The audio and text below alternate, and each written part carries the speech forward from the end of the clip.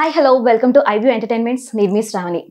So talented persons అందరితో కూడా interview చేస్తూ మీ ముందుకు తీసుకొచ్చేస్తున్నాను. అలాగా ఇప్పుడు మ్యూజిక్ డైరెక్టర్ అలాగే లిరిసిస్ట్ అయిన దేవేందర్ గారు ఇప్పుడు మనతో పాటు ఉన్నారు. వారితో మాట్లాడదాం. మనం జనరల్గా కవులందరూ కూడా పెన్నులు పెట్టుకొని తిరుగుతూ ఉంటారు, కామన్ మనకి. ఈయన తన జీవితాన్ని పెన్నుకి అంకితం చేసేశారు, కానీ పెన్ను మాత్రం క్యారీ చేయట్లేదు. సో అది కూడా ఎందుకు మనం ఇప్పుడే తెలుసుకుందాం. నమస్తే సార్. నమస్తే సార్, ఒక కవి అంటే పెన్నుని పక్కగా క్యారీ చేస్తారు. మీరు అసలు పెన్నుని ఎక్కడికి క్యారీ చేయట్లేదు, ఎందుకని తెలుసుకోవచ్చా? మా హృదయమే పెన్ను, మా బ్రెయినే పెన్ అయినప్పుడు ఇంకా పెన్ ఎందుకు చూపిలని, అందుకే సమాజంలోనే రాస్తూ ఉంటాం. గుర్తొచ్చిన వెంటనే ఒక చోట రాసి పెట్టుకుంటే గుర్తుంటది అని చెప్పి అనుకుంటూ ఉంటారు అందరూ. సో మీరు మర్చిపోరు, మొత్తం బుర్రలోనే ఉంటది అంటారు. కరెక్ట్. అయితే అది అవసరమైనప్పుడు దాన్ని ఉపయోగించాలి తప్ప 24 గంటలు పెన్నకే అంకితంగా అయితే ఆ బుర్రా చెడుతుంది, ఆ బ్రెయిన్ కూడా ఆ భావాలు చెదిరిపోతూ ఉంటాయి. అవసరం కోసమే పెన్ను వాడాలి. ఆయుధం లాంటిది అది. ఆయుధాన్ని ఎట్లా అవసరానికి వాడతాము, పెన్ను కూడా అలాంటి. కవికి పెన్నే కదా ఖడ్గం లాంటిది. అవసరం కోసమే దాన్ని యూజ్ చేయాల, అప్పుడే ఆలోచన కూడా చేయాలి. మిగతా ప్రశాంతంగా సమాజాన్ని చదువుతూ ఉండాలి, సమాజంలో తిరుగుతూ ఉండాలి. అంతే. చూసే చాలా వరకు నేర్చేసుకుంటాము. అంతే. నేర్చుకున్నది ఆ అవసరమైన సందర్భాన్ని పట్టి దాన్ని పాట రూపంలో దాన్ని తీసుకుంటూ ఉండాలి. ఓకే. అసలు దేవేందర్ గారు అని చెప్పి ఎక్కడ వెతికినా గానీ అసలు మీ గురించి ఒక్క ఇన్ఫర్మేషన్ కూడా దొరకట్లేదు సార్. దొరకదు. అంత సింప్లిసిటీ అంటే మీకు ఇష్టమా? అంతే. అంతే కదా. మన వర్కే మనకు పబ్లిసిటీ, పేరు తేవాల. మనం కనపడి అందరికీ చెప్పుకొని ఆ ఇష్టము నాకు ఉండదు, అది కనపడాలని నాకు ఉండదు. మన యొక్క కళే కనపడుతూ ఉండాల, మన యొక్క రచనలే సమాజానికి ఉపయోగపడుతూ ఉండాలి. అదే కనపడుతూ అదే సమాజానికి ఉపయోగపడుతూ ఉంటేనే అదే నాకు ఆనందం అనే ఫీలింగ్ నాది. ఇప్పుడున్న సొసైటీ కూడా ఇలా ఉంటే ఓకే అవుతుందా సార్? కాదు, అయినా నా మనసుకు అట్లాంటిది ఒప్పుకోదు. ఇట్లా ఉండడమే నాకు ఇష్టం. సో ఆరో ప్రాణం ఇలాంటి మంచి మంచి సినిమాలకి పాటలు అందించారు. సో అసలు ఆరో ప్రాణంకి మీకు అవకాశం ఎలా వచ్చింది? నేను ఫస్ట్ చెన్నై నుండి హైదరాబాద్ వచ్చినప్పుడు వీరోకే గారు పరిచయం అయ్యారు. ఇంకా ఆయనతో కంటిన్యూగా సినిమాలు చేస్తూ ఉందాం, నాతో పాటు ఇంకా ఈ సినిమాకు కంటిన్యూ వర్క్లు చేద్దామని, ఆయనతో పాటు వర్క్ చేద్దామని ఆయనతో తెప్పుకున్నాడు. ఆరో ప్రాణంతో స్టార్ట్ అయింది. ఫస్ట్ రాగానే హైదరాబాద్కి వీరోకే గారితో పరిచయం. అప్పుడు ఆరో ప్రాణం ఆయన దర్శకత్వంలో పాటలు చేసి. ఓకే. హైదరాబాద్కి రాకముందు ఏం చేసేవాళ్ళు? చెన్నైలో ఉన్నా, భానుచంద్ర గారి ఇంట్లో ఉన్నా నేను. అక్కడ పాటల గురించే. అప్పుడు మన తెలుగు చిత్ర పరిశ్రమ చెన్నైలో ఉండడం వల్ల చెన్నైకి వెళ్ళాను. మళ్ళీ హైదరాబాద్కు షిఫ్ట్ అవుతూ ఉండడం వల్ల నేను హైదరాబాద్ షిఫ్ట్ అయ్యాను. అప్పుడు వీరోకే గారితో పరిచయం. అప్పుడు ఆరో ప్రాణం సినిమాకి వర్క్ చేయడం. ఓకే. అయితే చెన్నైలో చంద్రబోస్ గారితో ఉన్నారు, భానుచంద్ర గారితో కూడా ఉన్నారు.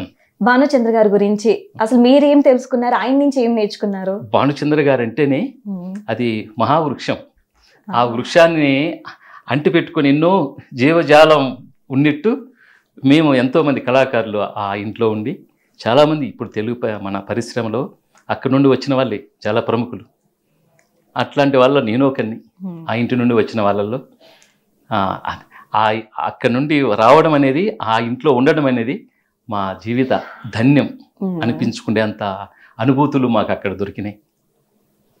మా సొంత ఇల్లులాగానే భానుచంద్ర గారి ఇంట్లో ఉన్నాం. భానుచంద్ర గారి దేశద్రోహుల సినిమాకు నేను పనిచేసిన, పాటలు రాసిన. తర్వాత ఇండస్ట్రీ హైదరాబాద్కి రావడం వల్ల మళ్ళీ హైదరాబాద్కి వచ్చేసి.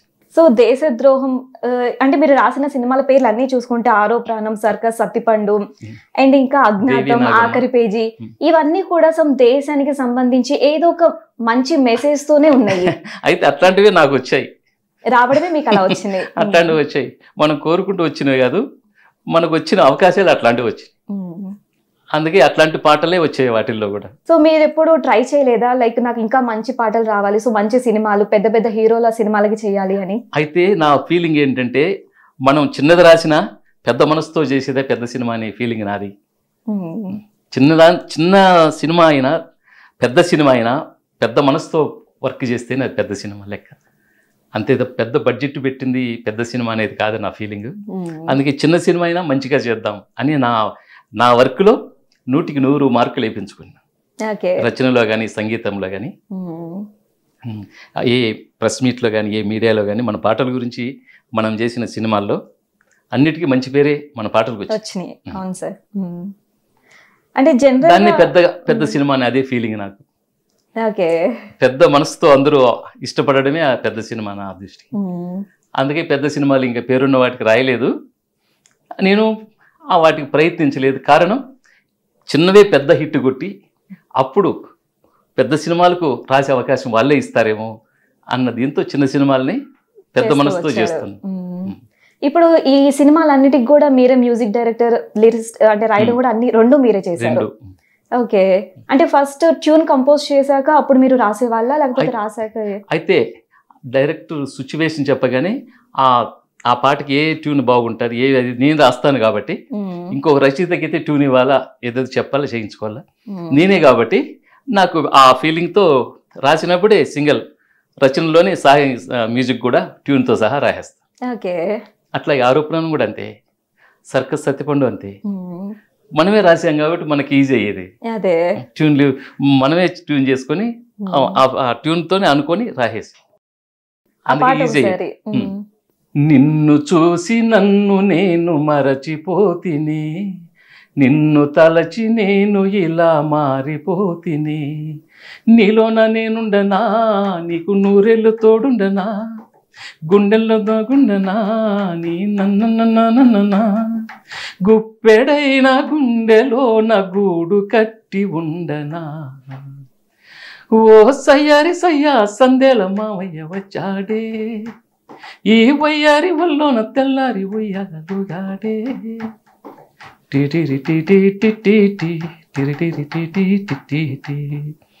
ఇది అప్పుడు రాసుకుంటేనే అయిపోయింది ట్యూన్. అది ఇంకోటి క్లైమాక్స్, ఆ క్లైమాక్స్ సందర్భం చెప్పగానే చెలి చింత లేదు చెరలో ప్రియ చింత కలిగి మదిలో దడదడ గుండె పిలిచి నిన్ని ఓ ప్రియా, ఇది ప్రేమ శాపమేమో ఇలా ఓ ప్రియా, ఓ ఓ ప్రియతమ నన్ను కనరావా, నీ ప్రియ భామ పెళ్లి కూతురాయే, ఈ పెళ్లి మేళం నిన్ను నన్ను కలిపే తరుణమే, ఈ శుభ గడియలు తొందర చేసినదే. ఇది హీరోను పక్క బంధించేసింటారు, హీరోయిన్ ఇంకో పక్క బంధించేసింటారు.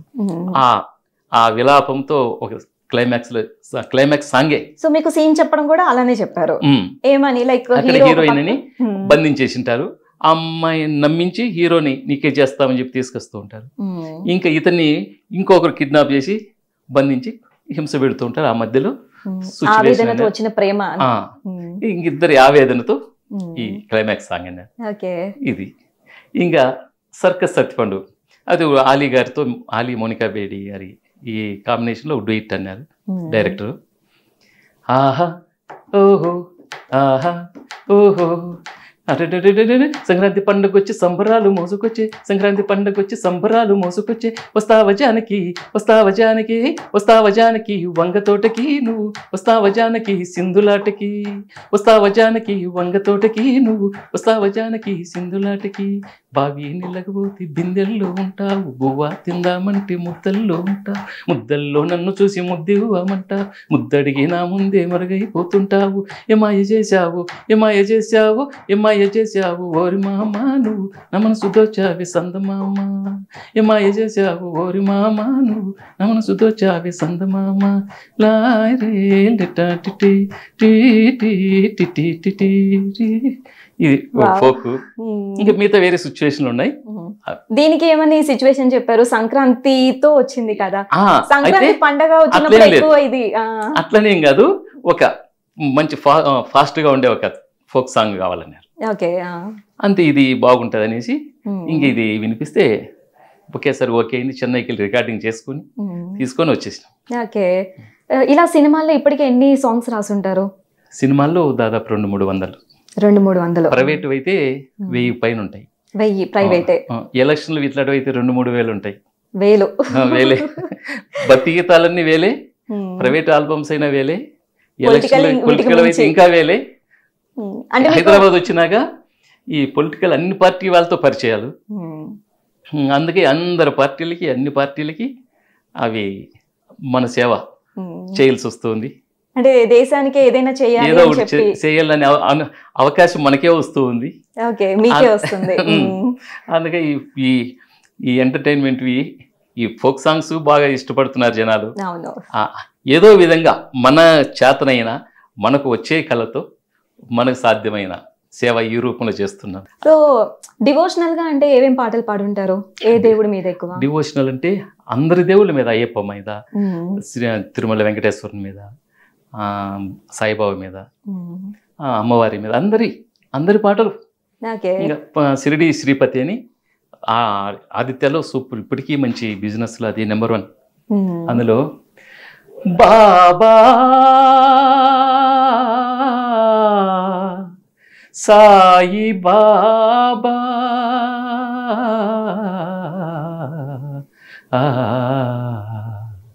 బాబా నిన్ను ఒక్కసారి చూడాలయ్యా, నా గుండె చాటు బాధ నీకు చెప్పాలయ్యా, అమ్మా నాన్న అన్నీ నువ్వేనయ్యా, నిన్ను అయ్యా అని ఒక్కసారి పిలవాలయ్యా, నిన్ను అయ్యా అని ఒక్కసారి పిలవాలయ్యా, బాబా నిన్ను ఒక్కసారి చూడాలయ్యా, నా గుండె బాధలన్నీ చెప్పాలయ్యా.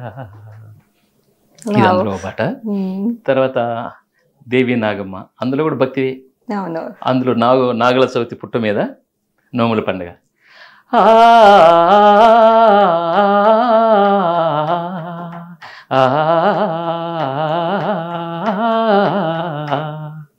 నోముల పండుగ నేడంట రారండి ఊరంతా, నోచిన నోముల పంట పండేనంట ప్రతి ఇంట, ఎన్నో జన్మల పుణ్యఫలం ఈనాడే దక్కునట, ఎన్నో జన్మల పుణ్యఫలం ఈనాడే దక్కునట, నోచిన నోముల పూజ ఫలం మనకెంతో భాగ్యమట, నేడే నోముల పండుగ చెయ్యాలి కన్నుల విందుగా, నేడే నోముల పండుగ చెయ్యాలి కన్నుల విందుగా,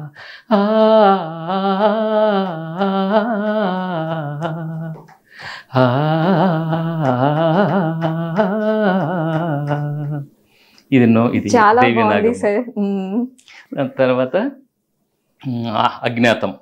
అజ్ఞాతంలో మంచి లవ్ సబ్జెక్ట్, అది టైటిల్ అట్లుంటుంది. కానీ అందులో చూడొద్దనుకుంటున్నా నిన్నే చూస్తూ ఉన్నా, టటటాన్ టటటాన్ టటటాన్ టటటా టరిటాన్ టటటా టటటా, వద్దొద్దనుకుంటున్నా నిన్నే నన్న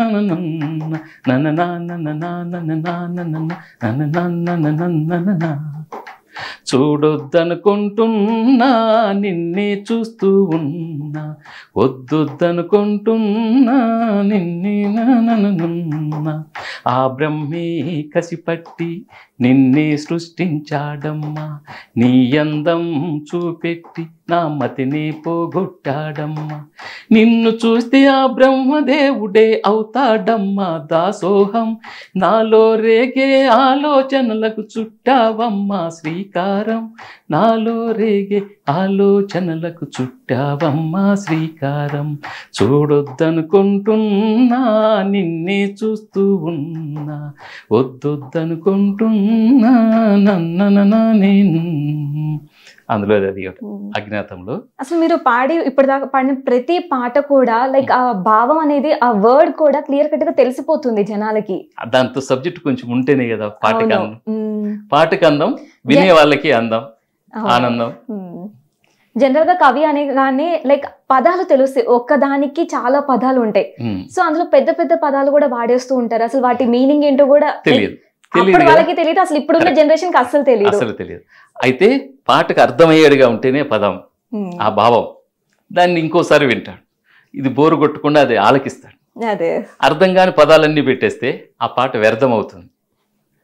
అందుకే అది రచన వాళ్ళకి ఆనందం ఉండదు, దాని మీనింగ్ తెలినప్పుడు మనం ఎదుటి మనిషి వినక అర్థం కాకపోతే ఇంకా వినేవాళ్ళు పాడరు.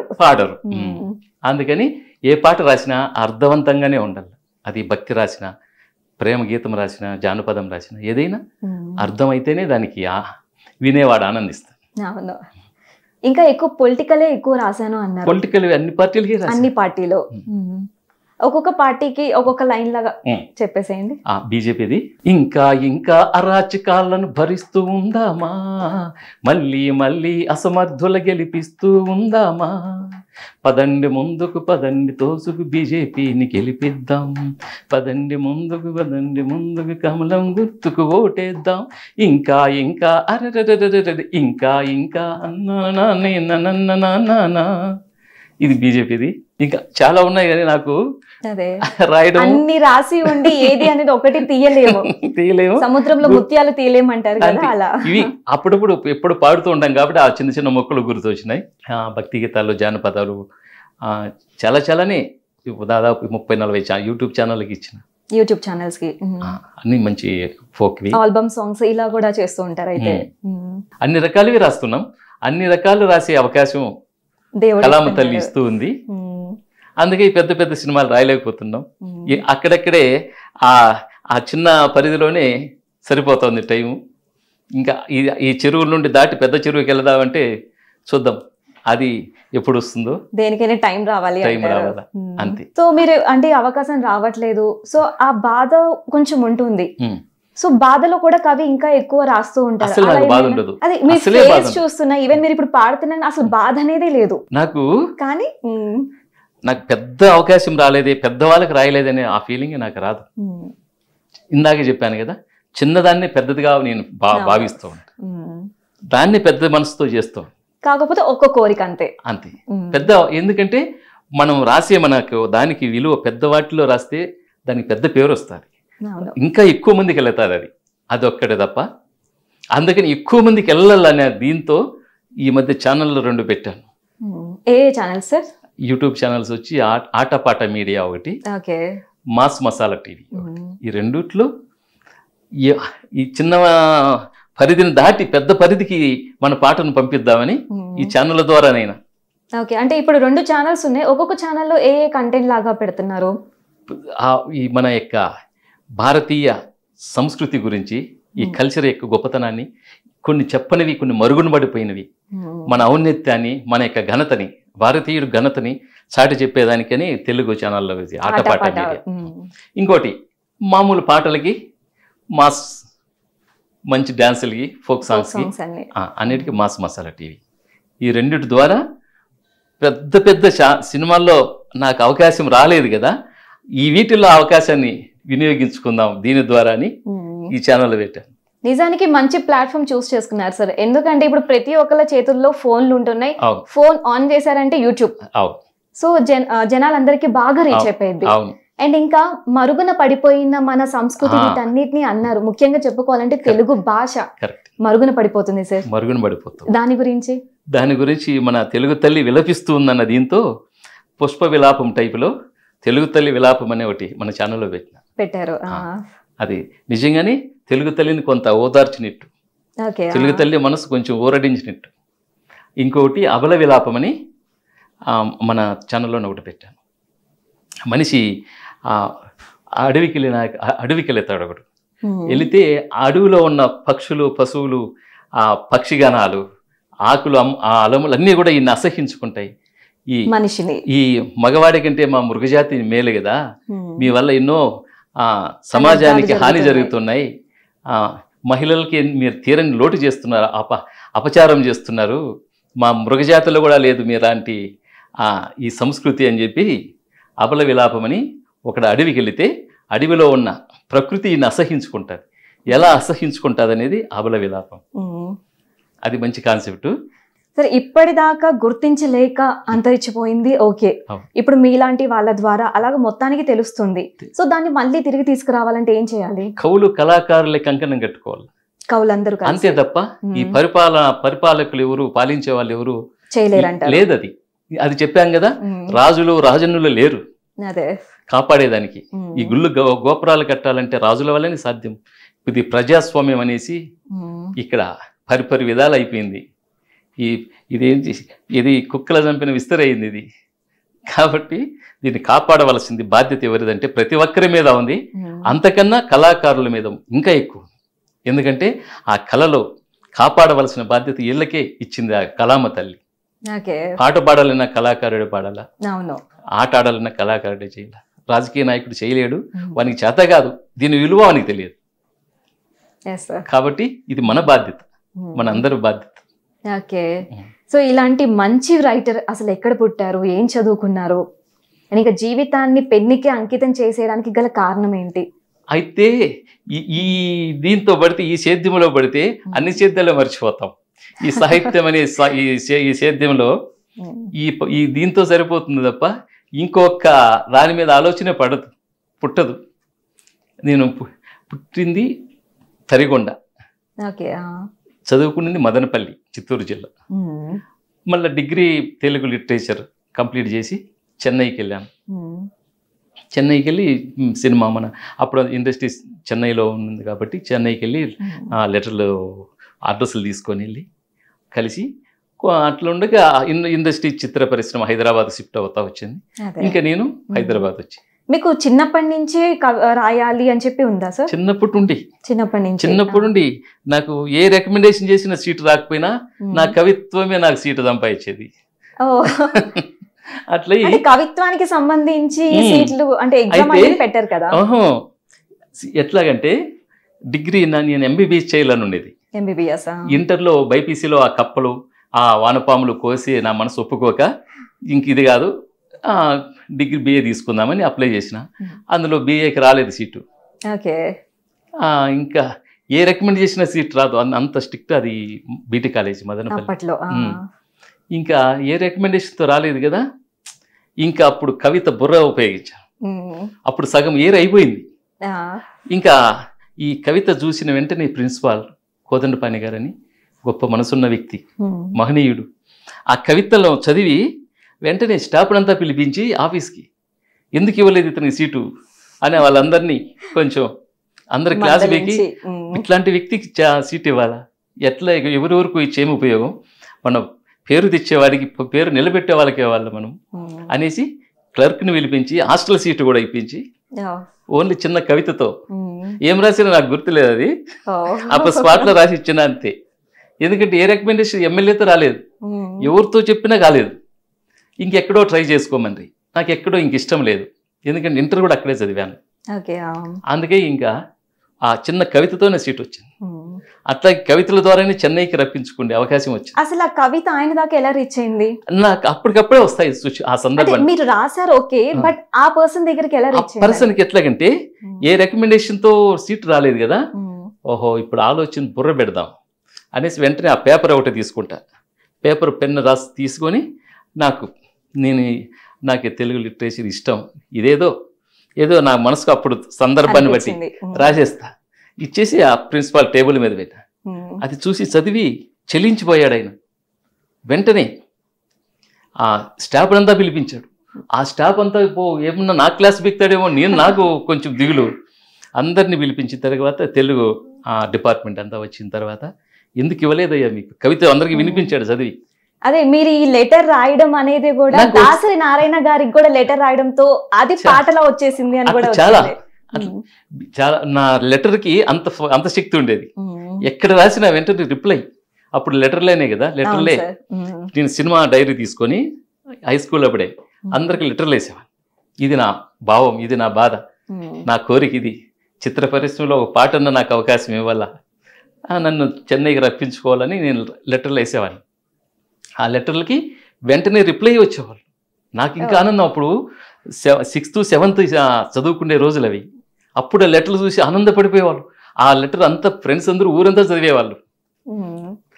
ఆ లెటర్లు ఎట్లా రాసేవని, హృదయం ఇప్పి చెప్పలేక ఉదయించిన కళలు నిద్రూపలేక అందిస్తున్నాను మీకు నా లేఖ. చిత్రసీమలో కవి బ్రహ్మలే ఉండవచ్చు, కానీ కళాభిరుచులు వేరుగా ఉండవచ్చు కదా. నా ఒక్క పాటకు అవకాశం ఇచ్చినంత మాత్రాన మీకు వచ్చే లోటు లేదు కదా. చిత్రసీమలోనికి రాయలసీమ వాణ్ణి రానివ్వరేమో, ఎందుకనగా సాహిత్య సంగీత సమ్రాంగణ సార్వభౌముడైన శ్రీకృష్ణదేవరాయలు లేకపోయే కదా, అందుకని అని ఇట్లా రాసేవాడిని. దీనికి వెంటనే స్పందించి వంశీ గారు అయితే ఆ లెటర్ అట్లే చదివి వినిపించారు. ఇక్కడ ఆ భేదాలు ఉండవు. టాలెంట్ ఉన్నవాడిని ఈ రోజు కాకపోయినా రేపైనా పైకి వస్తారు. ఒకరు అనుసాలను చూస్తే ఒకరు పైకి తెచ్చేవాళ్ళు ఉంటారు. మీరు ధైర్యంగా నిశ్చింతగా ఉండండి. మన సినిమా స్టార్ట్ అయితే మీరు మా సినిమాకే వర్క్ చేద్దరు అని April 1 విడుదల అప్పుడు కంప్లీట్ అయింది. ఏ మూవీ సార్ అది? మన వంశీ గారు, పెద్ద వంశీ గారు April 1 విడుదల అని సినిమా కంప్లీట్ అయింది నేను కలిసినప్పటికీ. నెక్స్ట్ మూవీకి మీరు తప్పకుండా మా వర్క్ చేద్దరు, ఈ లోపల ఖాళీ ఉండకుండా మా ఫ్రెండ్ ఆడియో కంపెనీ ఉంది అని రాముడి మీద పాటలు రాయమంటే వాళ్ళు. అప్పుడు అద్వానీ గారు రథయాత్ర చేసి, అయోధ్య రథయాత్ర, అప్పుడు చెన్నై అంతా అట్టుడికిపోయింది. ఈ రాముడి పాటలే రికార్డింగ్ చేయలేదు. అట్లా ఫస్ట్ ఇది ఆగిపోయింది. ఓకే. కాకపోతే అప్పుడు ఇలా దేవుడి పాటల మీద రాయండి అని సలహా ఇచ్చింది వంశీ గారు. వాళ్ళ ఫ్రెండ్ ఆడియో కంపెనీ ఉంది, పెద్ద స్టూడియో ఉంది. ఇంకా వాళ్ళకి ఏది కావాలో అవి రాస్తూనండి. తర్వాత మన సినిమా స్టార్ట్ అయితే నేను అని చెప్పేసి వాళ్ళకి పరిచయం చేసా. ఇంకా రికార్డింగ్ 2-3 రోజుల్లో ఉంటుంది అనగా ఈ రథయాత్రతో ఈ రాముడి రికార్డింగ్ అట్లా ఫస్ట్ది బ్రేక్ పడింది. దాసి నారాయణ గారికి రాసిన లెటర్ అదేంటిది సార్? అది ఒక లెటర్, అది ఇట్లా ఎందరికో రాస్తూనే ఉంటాయి లెటర్లు. అది కొన్ని లెటర్లే పాట రూపంలో వస్తూ ఉంటాయి. నాకు ఎందుకంటే లెటర్లతోనే వాళ్ళని ఆకట్టుకోవాలనేది. మనం చెన్నైకి వెళ్ళి ఆ తమిళ్లో మనకు తెలియదు ఎక్కడో అందుకని ఆ సామర్థ్యం లెటర్లోనే ఉండే విధంగా, వాళ్ళు స్పందించే విధంగా ఆ లెటర్లో రాసేవాడిని. ఒక్కోసారి పోస్ట్ బాక్స్ నింపేస్తూ ఉంటాయి, అన్ని వేస్తూ ఉండేవాడిని. అట్లా అన్ని లెటర్లు రిప్లై అందరి నుండి వచ్చేది, అందరి నుంచి. ఇప్పుడు ఈ కాలంలో అంటే రిప్లైలు ఎక్కువ రావేమో, ఇప్పుడు రాసేవాళ్ళే లేరు, ఇప్పుడు తెలుగు రాసేవాళ్ళే లేరు. ఇప్పుడు సింగర్లు కూడా ఇంగ్లీష్ తో రాసుకుని పాడతారు. మాకు తెలుగు తప్ప ఇంగ్లీష్ అనేది నాకు ఆ ఇంగ్లీష్ సబ్జెక్ట్ అంటే నచ్చేది కాదు. అదేంటో చిన్నప్పటి దీని మీద ఎక్కువ మాకు ఉన్నప్పుడు ఆటోమేటిక్ ఇంకా నచ్చదు సార్. సో అయితే మొత్తానికి 6th 7th నుంచి మీరు లైక్ వాళ్ళకి రాయడం స్టార్ట్ చేశారు. అసలు అవకాశం ఎప్పుడు వచ్చింది? చెన్నైకి వెళ్ళగానే భానుచంద్ర గారు. ఏ ఇయర్ లో చెన్నైకి వెళ్ళారు మీరు? చెన్నైకి 91 కి 91 వెళ్ళాను. భానుచంద్ర గారి సినిమా 94 ఆరో ప్రాణం మళ్ళీ హైదరాబాద్ వచ్చినాక మళ్ళీ వచ్చేసాక 97 98 వచ్చినాక భానుచంద్ర గారి ఇంట్లో 6 years ఉంది. ఇంత బాగా రాస్తున్నారు. మీ గురువు ఎవరు సార్ అసలు? మా గురువు మా పల్లి, మా తల్లి, అంతే. మీ అమ్మ నాన్న వాళ్ళు ఎవరైనా? ఏం కాదు. ఆహా, ఇప్పుడు కొండ కోణంలో తిరిగే కోకిలకి ఎవరు గురువు అంటే ఎవరు చెప్తారు? ప్రకృతే. ఆ కొమ్మారమే ఆ కోకిలి గురువు. నాకు మా పల్లెటూరి ఆ వాతావరణమే మాకు దీనికి ఇన్స్పిరేషన్. అంతే. ఆ పాడడం రాయడం అంతా అక్కడ నేర్చుకున్నదే. చెన్నైకి వెళ్ళినాక నేర్చుకున్నది ఏం కాదు. ఎందుకంటే ఆ భావాలు మన ప్రకృతిలోనే వస్తాయి, అవి సహజంగా. ప్రకృతిలో ఉన్నా గానీ మనం దాన్ని అబ్జర్వ్ చేసి మనం రాయాలంటే మనలో ఉండాలి అంటే మనలో ఉండాలి. అది ఏదో ఒక అంటే మీకు గురువు ఎవరు లేరు అయితే? ఓకే. మరి వేటూరి గారు వెళ్తూ చెన్నైకి వెళ్ళినాక కొన్ని ఆఫీసుల్లో మీ గురువు ఎవరు, ఎక్కడ ఎవరి దగ్గర పనిచేసినారని అడిగేవాళ్ళు. అప్పుడు వేటూరి గారు, సీతారాం శాస్త్రి గారిని, గురుచరణ్ గారిని, జేకే భారవి గారిని, వీళ్ళందరితో కలిశాను. వీళ్ళందరి దగ్గర వీళ్ళు గురువులు అనిపించుకున్నాను. ఇంకా అప్పుడు మళ్ళీ ఏ ఆఫీసులో అడిగింది లేదు. చెప్దాం అనుకుంటే వీళ్ళ పేర్లు చెప్దాం అనుకుంటే ఏ ఆఫీసులో అడగలేదు. ఆ తర్వాత ఇండస్ట్రీ హైదరాబాద్. అట్లా వేటూరి గారి దగ్గర ఉన్నా, సీతారాం శాస్త్రి గారి దగ్గర దాదాపు 1 year. వేటూరి గారి దగ్గర విజయ గార్డెన్లో ఆయన ఉన్నప్పుడు నేర్చుకునే అవసరం లేదనైనా నువ్వు కొన్ని ఆఫీసులకు తిరుగు, సమాజమే నేర్పిస్తుంది. నా దగ్గర నేర్చుకునే దానికన్నా ఈ ప్రయత్నాల్లో సమాజంలో నేర్చుకునేది చాలా ఉపయోగపడుతుంది ఆ విద్య అని వేటూరి గారు చాలా గొప్ప అమూల్యమైన సలహాలు, సూచనలు ఇచ్చి రమ్మని, వీలున్నప్పుడల్లా రమ్మని, వీలున్నప్పుడల్లా వెళ్ళేవాడిని. సీతారాం శాస్త్రి గారి దగ్గర అయితే ఇంట్లోనే 6-7 నెలలు ఉన్నా. 1 year దాకా ఆయన దగ్గర ఉన్నారు. అంత అదృష్టం ఎవరికి రాదు. అవును. సీతారాం శాస్త్రి గారు ఎంత గొప్ప మనసు అంటే, నేను ఎవరి దగ్గర ఫస్ట్ నా సాంగ్స్ చూసి ట్రై చేశారని అడిగారు. నేను ఎక్కడ ట్రై చేయలేదండి. ఎవరు నా ఇండస్ట్రీలో తెలుసా అన్నారు. ఎవరు తెలుస్తారు, మీ దగ్గరే ఉండాలని వచ్చానని చెప్పి ఆయన దగ్గర పరిచయం అయింది. అయితే మార్నింగే వచ్చేయమన్నాడు అడ్రస్ రాసి ఇంటికి. ఓకే. ఇంటికి వెళ్ళిన తర్వాత సీతారామ శాస్త్రి గారి ఇంటికి డైరెక్ట్లు వస్తూ ఉండేవాళ్ళు. అప్పుడు నన్ను పరిచయం చేయడానికి పిలిచేవాళ్ళు నన్ను. నేను పక్కన ఏదో బుక్ ఏదో చదువుతా ఉంటాను. ఆల్రెడీ మాకు తెలుసు అనేవాళ్ళు వాళ్ళు. ఎందుకంటే నేను ట్రై చేసిన వంశీ గారు చెప్పాను కదా ఫస్ట్ వంశీ గారు రాగానే దేవేంద్ర ఒకసారి అని పరిచయం చేయగానే వంశీ గారు మా శిష్యుడు దేవేంద్ర అబ్బో మాకు తెలుసండి, చాలా మంచి రావాల్సిన చోటుకే వచ్చారు మీరు, చాలా మంచిది, కొంతకాలం ఉండండి, చాలా మంచిది అని ఆయన ఇట్లా 2-3 జరిగేసరికి ఒకసారి దేవేందర్ నీకు ఎవరు తెలియదన్నవే, అందరూ తెలుసు అంటా ఉన్నారు. లేదు సార్ ఎప్పుడన్నా వచ్చి వెళ్ళేవాన్ని అని అబద్ధం చెప్పాను. ఇంకా నా మనసు ఈ అబద్ధం ఆడానని నా మనసు ఒప్పుకోలేదు అక్కడ ఉండడానికి. ఇంత గొప్ప మనిషి ఇంత గొప్ప మనసు దగ్గర నేను ఎలా అబద్ధం చెప్పి ఉన్నానని నా మనసు ఒప్పుకోవాలి ఉండడానికి. ఎప్పుడెప్పుడు వెళ్ళిపోదామని నిప్పులు కుంపట్లో ఉన్నట్టు అనిపించింది నాకు. అంత గొప్ప మనిషి దగ్గర నేను అబద్ధం చెప్పి ఉన్నాను కదా, ఎవరు తెలియదని. అయితే అప్పుడప్పుడు ఒకసారి చూసినంత మాత్రం వాళ్ళు గుర్తు పెట్టుకున్నారంటే అది ఏం చేద్దాం. ఇంకా ఎప్పుడు వెళ్ళిపోదామని ఉండింది మనసులో.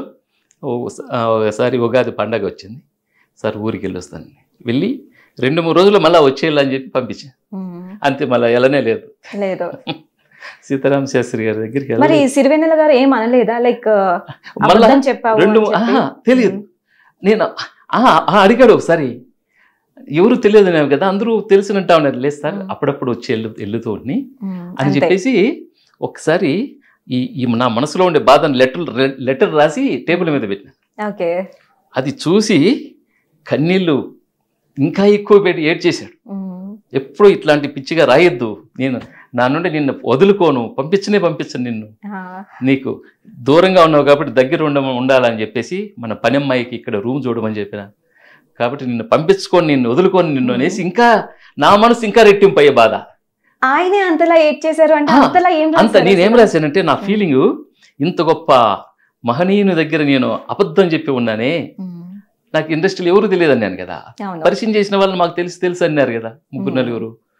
ఇంకా నా మనసు అది ఒప్పుకోదా, ఎప్పుడెప్పుడు బయటపడదామని ఆ ఫీలింగ్ని లెటర్లో రాశాను. మీలాంటి గొప్ప వ్యక్తి దగ్గర నేను అబద్ధం చెప్పాను, ఇక్కడ నాకు అర్హత లేదు ఇక్కడ అని ఏదో అప్పటికప్పుడు ఏదో ఇది మాటలతో చెప్పలేని కొన్ని ఉంటాయి భావాలు కదా, అందుకే కవి కదా, కవి దాంతో చెప్పిన తర్వాత ఇంకా ఆయన బాధ అది చూసిన తర్వాత నాకు ఇంకా బాధ వేసి, అయ్యో ఇంత గొప్ప మనిషి దగ్గర నేను ఇంకా అబద్ధాలు చెప్పానే, ఇంకా నాకు రెట్టింపు అయింది. నేను పంపించేదాన్ని నిన్ను పంపించను, మళ్ళీ పండగ అనే ఉగాది వచ్చింది కదా, తొందరగా మళ్ళీ వచ్చేయాలని అట్లాగే సార్ అని చెప్పేసి వెళ్ళి మళ్ళీ 3 నెలలు 4 నెలల తర్వాత కనిపించింది. చూడు ఆ కవులు అంతే, కష్టపడేది ఇష్టపడతారు తప్ప సుఖం పడే చోట కవి ఉండడు. ఎక్కడున్నా బాగుండు, పైకి రావాలా. ఆయన సిరివెన్నెల గారు ఇప్పటిదాకా రాసిన పాటలు అన్నిట్లో కూడా మీకు ఏ పాట ఎక్కువ ఇష్టం? ఆయన పాటలు అన్ని ఇష్టమే, అన్ని ఇష్టం. ఒక కవిగా మీకు ఇంకా బాగా తెలుస్తుంది కదా, ఆయనది ఒక పాట ఏదైనా మా కోసం ఇప్పుడు పాడతారా? విరించినై విరచించి తిని ఈ గీతం, విపంచినై వినిపించి తిని ఈ సరసస్వర సురజరీ గమనము సామవేద సారంది నే పాడిన జీవన గీతం ఈ గీతం.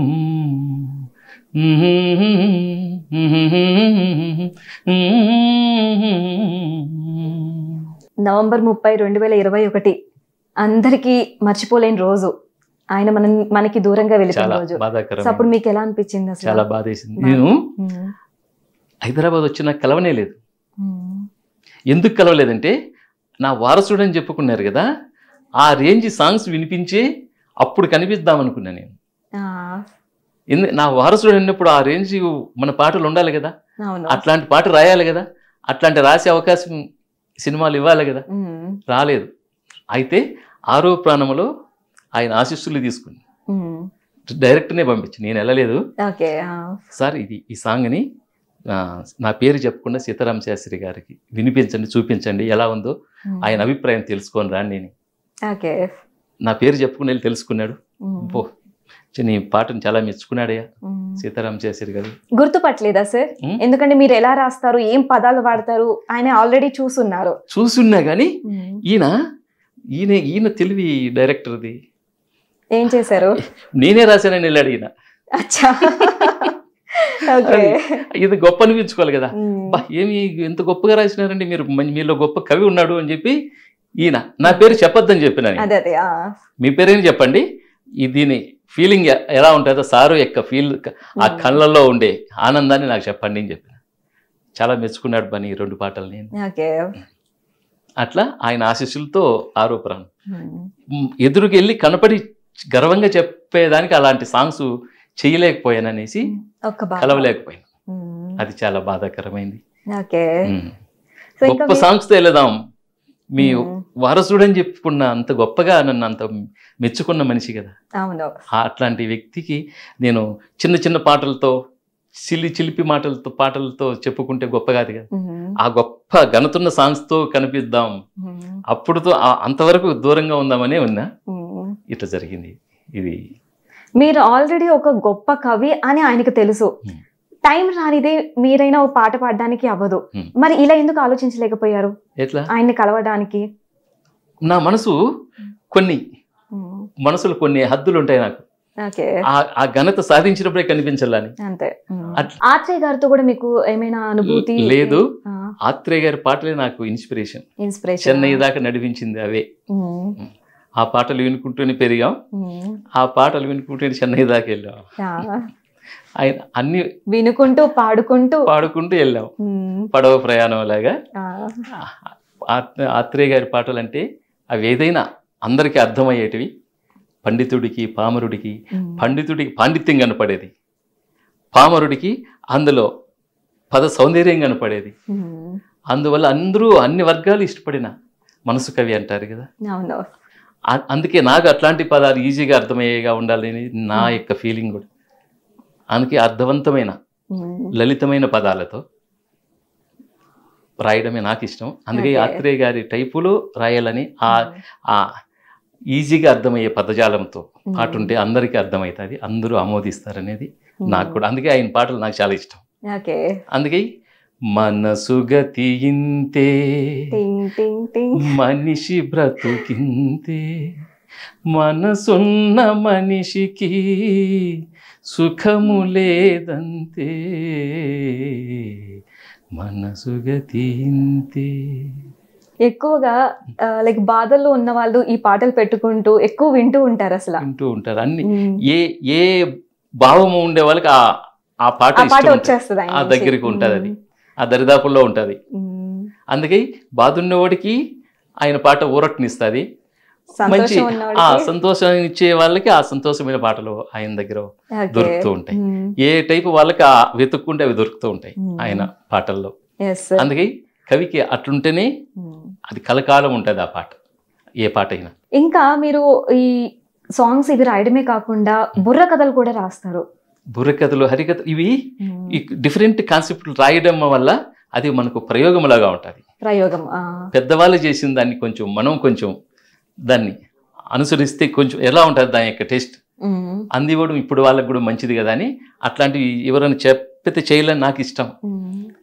కార్గిల్ యుద్ధం అప్పుడు బుర్రకథ, మన భారత వీర సైనికులు ఇది పాక్ ముస్కరులను ఎలా తరిమి కొట్టారు అనేది దాన్ని బుర్రకథ అయితే బాగుంటుందని బీజేపీ వాళ్ళకి బుర్రకథ 2 hours 2 hours అంత కథకులు రప్పించి పాడేవాళ్ళని గుంటూరు నుండి.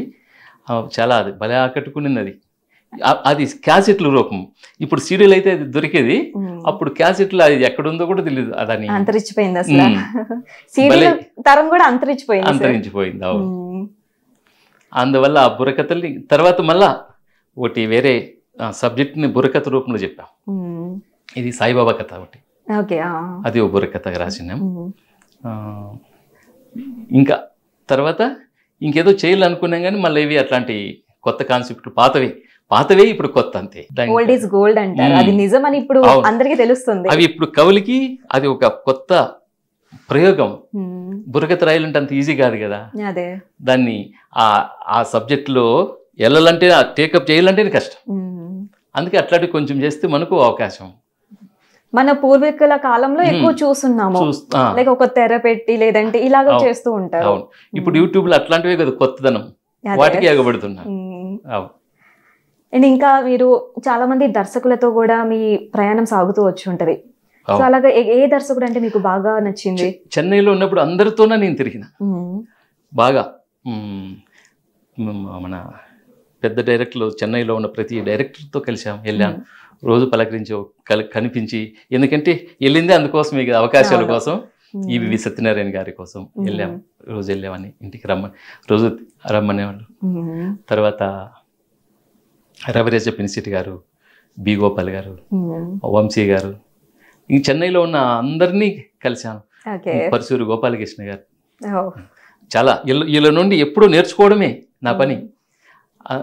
పరశూరు గోపాలకృష్ణ గారు అయితే వెళ్ళిన కొత్తలోనే చాలా ఓపికగా ఉండాలి. ఇక్కడ ఆత్రపడితే తొందరపడితే పనులు కావు, ఎంత ఓపిక ఉంటే అంత మంచిది అన్ని అవకాశాలు.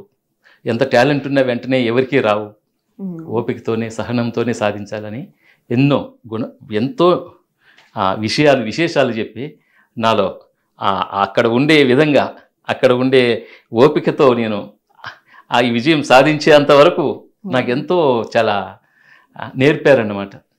ఎన్నెన్నో వాళ్ళ అనుభవ పాఠాలు ఎంతో అమూల్యమైనవి. నేను ఉండడానికి, ఇంత ఓపికగా ఉండడానికి కారణం అట్లాంటి వాళ్ళ సలహా సూచనలే. లేకపోతే ఇట్లొచ్చి అట్లా అవకాశం వస్తాయంటే రావు, ఎవరికి ఇండస్ట్రీలో అస్సలు రావు. అందుకే వాళ్ళు పెద్దవాళ్ళందరూ చెప్పిన పాఠాలు చాలా ఆనిముత్యాలవి. వేటూరు గారు చెప్పినవి, సీతారామ శాస్త్రి గారి నుండి నేర్చుకున్నవి, పరశూరు గోపాలకృష్ణ గారు చెప్పిన ఆ గొప్ప మాటలు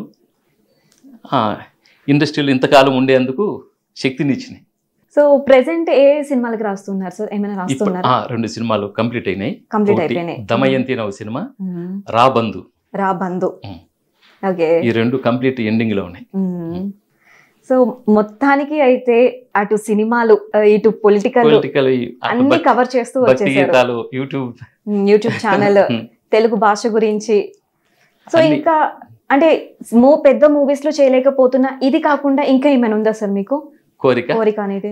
కోరిక అంటే మనలో ఉండే ఇది, మన యొక్క భావాలని ఇంకా ఎక్కువ చెప్పే అవకాశాలు ఎంత వస్తే అంత మంచిదని ఎవరైనా కోరుకుంటారు.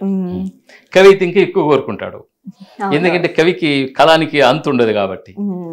ఇంకా బాగా చెప్పాలా, బాగా ప్రయోగాలు చేయాలని, మంచి మెప్పించాల ఆంధ్ర ప్రేక్షకులని, తెలుగు తల్లిని ఇంకెంతో ఆదరించాలని ఆ తపన ఏ కళాకారులకైనా ఉంటది.